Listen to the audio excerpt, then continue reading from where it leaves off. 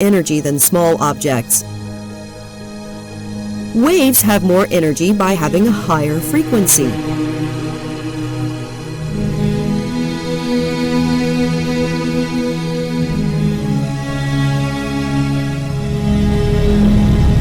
When waves with higher frequencies interact with one another, the pattern is different.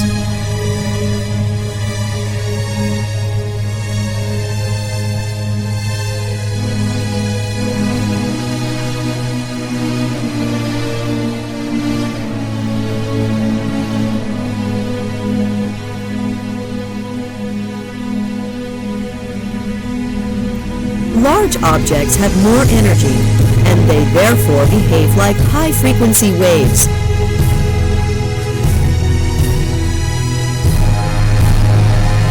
This is why large objects do not produce a striped pattern, but small objects do.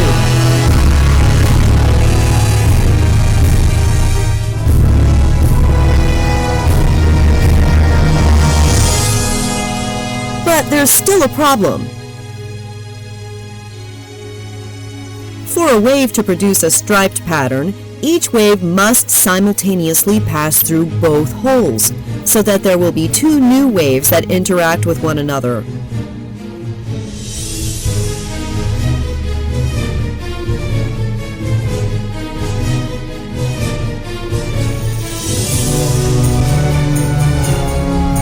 But we're shooting the marbles at the wall only one marble at a time. This means that each marble must somehow simultaneously pass through both holes in order to create the striped pattern.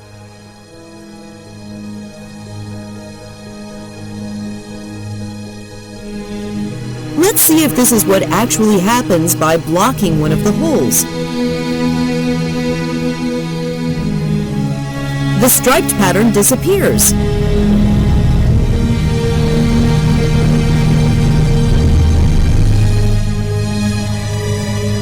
Most of the marks are now directly behind the one open hole.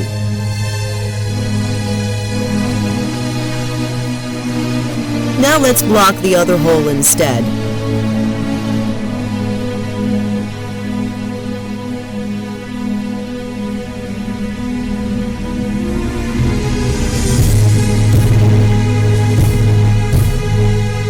Again, the darkest lines are directly behind the one open hole.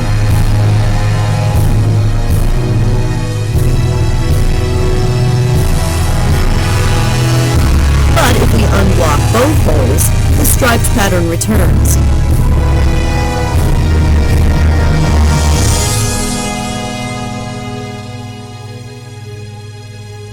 Areas that were hit many times when one of the holes was blocked are now never hit when both holes are open. This means that each marble really does have to simultaneously pass through both holes to produce a striped pattern. Let's test this by putting a detector in front of each hole.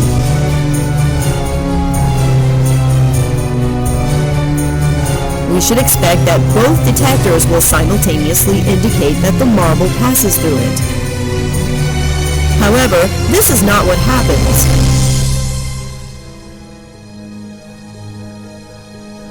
Each marble only passes through one detector or the other, but never both.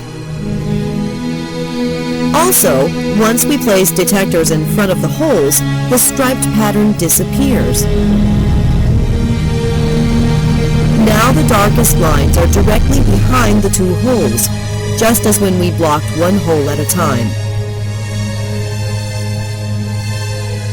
Let's try putting a detector in front of only one of the two holes. It turns out that having even just one detector has the same effect as having two detectors and causes the stripe pattern to disappear. Any attempt to discover which of the two holes the marble passes through forces the marble to pass through one hole or the other, and not both. One detector has the same effect as two because once we know if the marble passed through one hole, then we also automatically know whether or not it passed through the other one. A marble goes through both holes only when we are not trying to find out which hole it went through. But when we do try to find out, the marble goes through only one hole or the other. So what if we place detectors in front of both holes and just close our eyes and not look?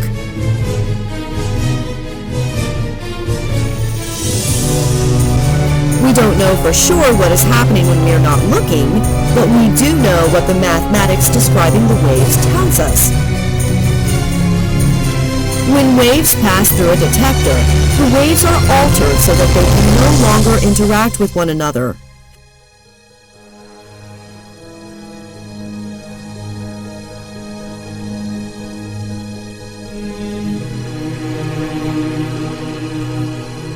This means that the striped pattern will disappear even if we are not watching it.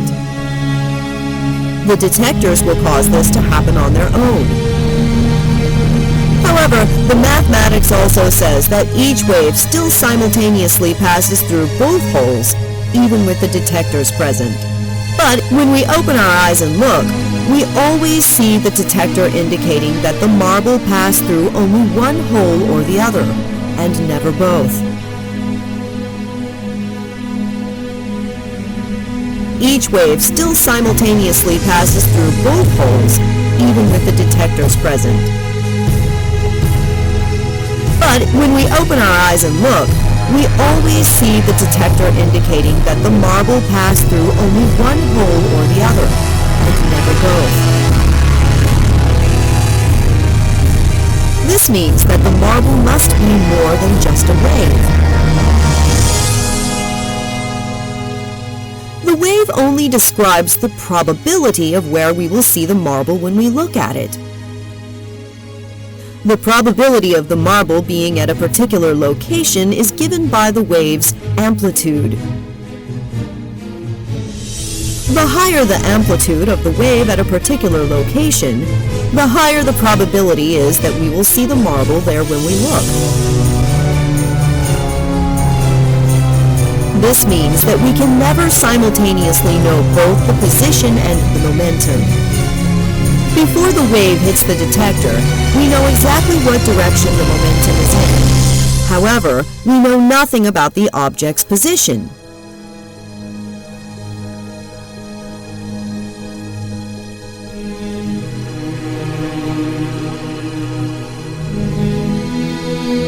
Immediately after we see the marble hit the detector, we know exactly where its position is, but now we know nothing about the direction of the momentum.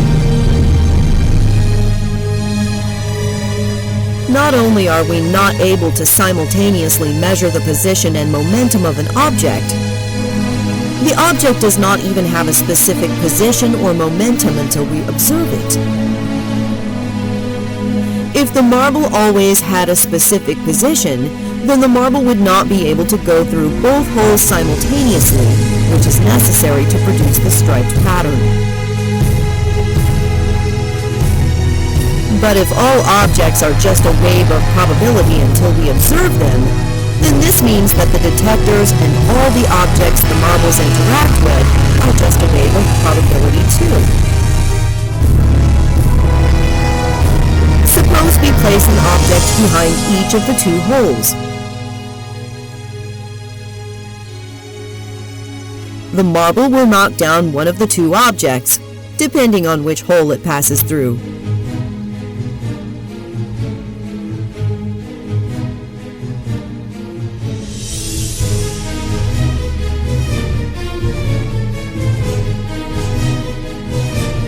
If we close our eyes and don't look, then the wave of probability passes through both holes, and each object being knocked down also becomes a wave of probability.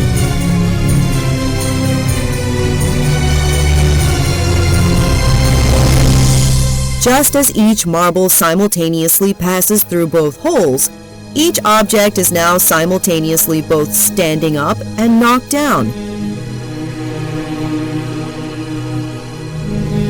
No matter how long we wait after the marbles have hit the objects, each object will continue to have a probability of still being in the standing position. And each object will also continue to have a probability of being in the knocked-down position. According to the mathematics describing the probability waves, neither outcome is certain. It's only when we open our eyes and look that we see only one outcome or the other.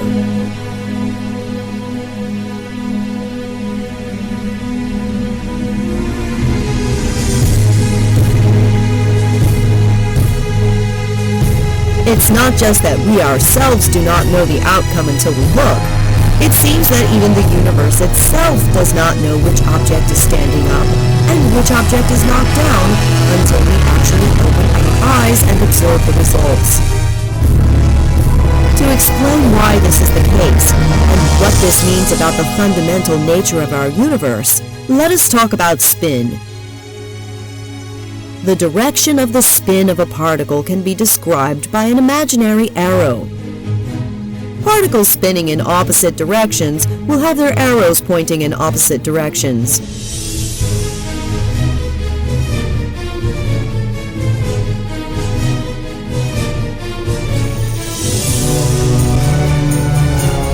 Particles are too small to see the spin directly with our eyes,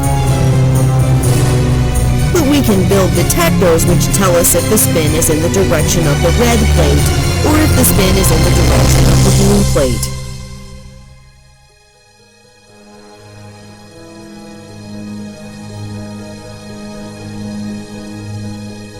Suppose we think that we already know the spin of a particle ahead of time, because we have measured it previously and we line up the detector with this direction. The detector will always give us the same result we measured previously. But if the spin we measured previously is not in the same direction as the detector, then the act of measuring the spin ends up changing it.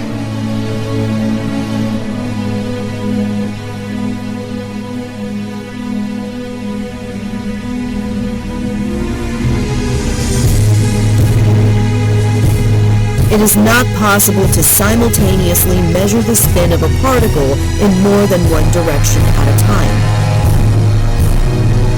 If we want to know the direction of the spin in the horizontal direction, then we need to rotate the detector.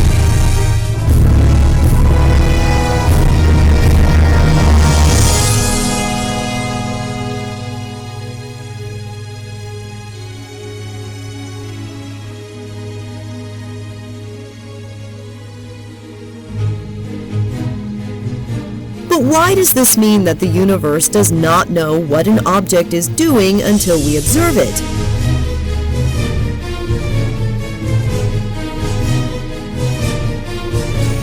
The answer lies in the fact that we can produce pairs of particles that always spin in opposite directions. If the two detectors are aligned in the same direction, then when the spin of one particle is measured to be towards the red plate, the spin of its partner is always measured to be towards the blue plate. This is true 100% of the time.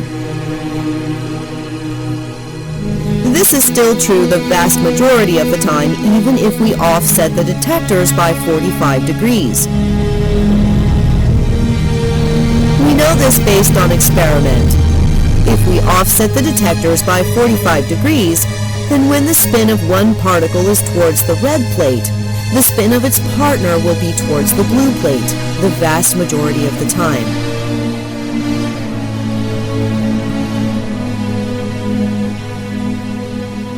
Suppose the two detectors are perfectly aligned with each other, and they are both in the diagonal position. Does the universe know ahead of time that the first particle will be measured to be towards the red plate, and that the spin of the second particle will therefore be towards the blue plate?